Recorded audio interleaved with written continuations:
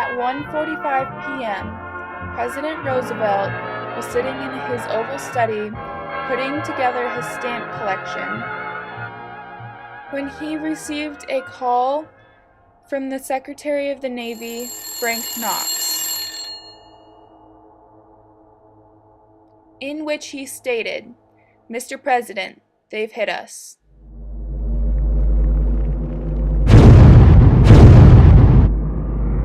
At this time, Hickam and Wheeler Fields are in flames.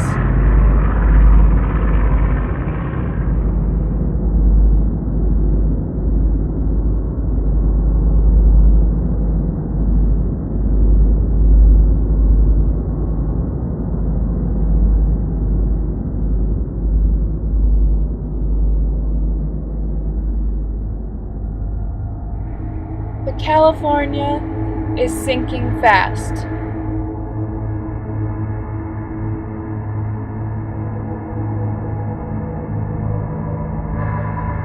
The Oklahoma has capsized, trapping 400 men beneath her decks.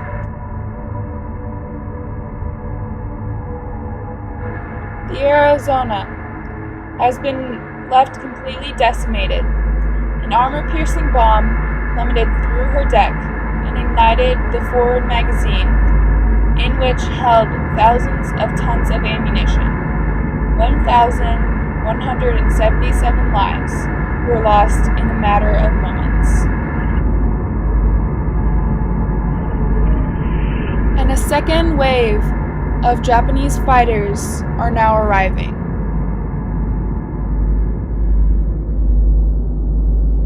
President Roosevelt at this time, however, has no knowledge of how dire the situation really is. The only information he has received was that the Japanese had sent one aircraft carrier and 50 planes. In actuality, the Japanese didn't send one aircraft carrier, they sent 6. They didn't send 50 planes, but 350.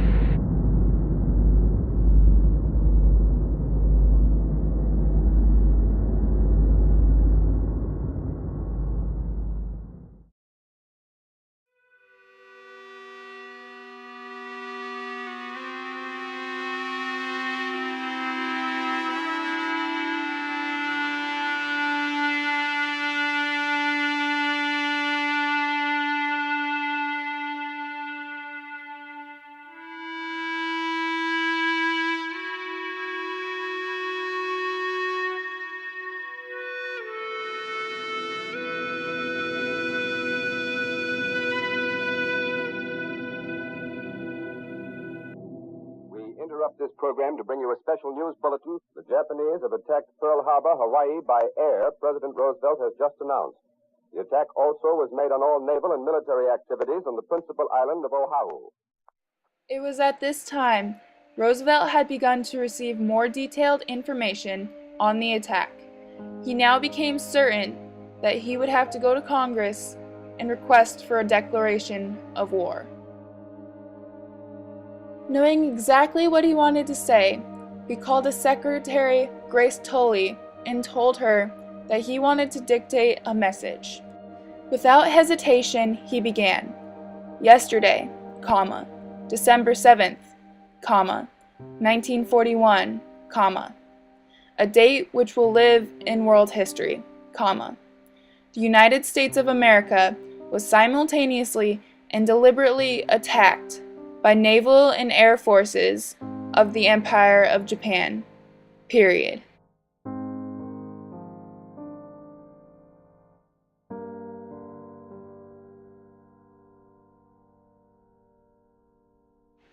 As Roosevelt was revising his speech, he crossed out world history and wrote infamy in its place,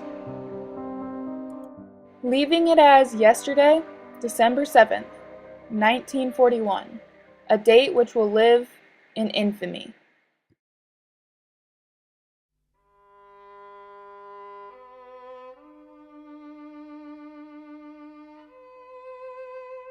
Mr. Vice President, Mr. Speaker, members of the Senate, of the House of Representatives, yesterday, December 7th, 1941, a date which will live in infamy. The United States of America was suddenly and deliberately attacked by naval and air forces of the Empire of Japan. The attack yesterday on the Hawaiian Islands has caused severe damage to American naval and military forces. I regret to tell you that very many American lives have been lost. As Commander-in-Chief of the Army and Navy, I have directed that all measures be taken for our defense, but always will our whole nation remember the character of the onslaught against us. No matter how long it may take us to overcome this premeditated invasion, the American people in their righteous might will win through to absolute victory. I ask that the Congress declare that since the unprovoked and dastardly attack by Japan on Sunday, December 7th, 1941, a state of war has existed between the United States and the Japanese Empire. Congress took action almost within the hour, with the overwhelming vote that sent us into World War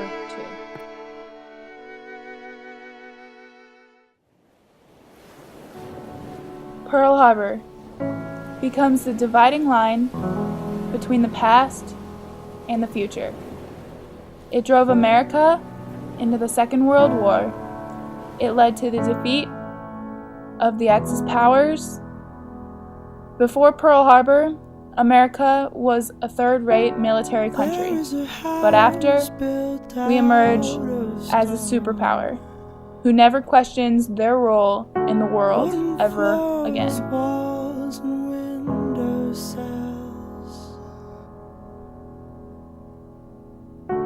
Tables and chairs warmed by all of the dust.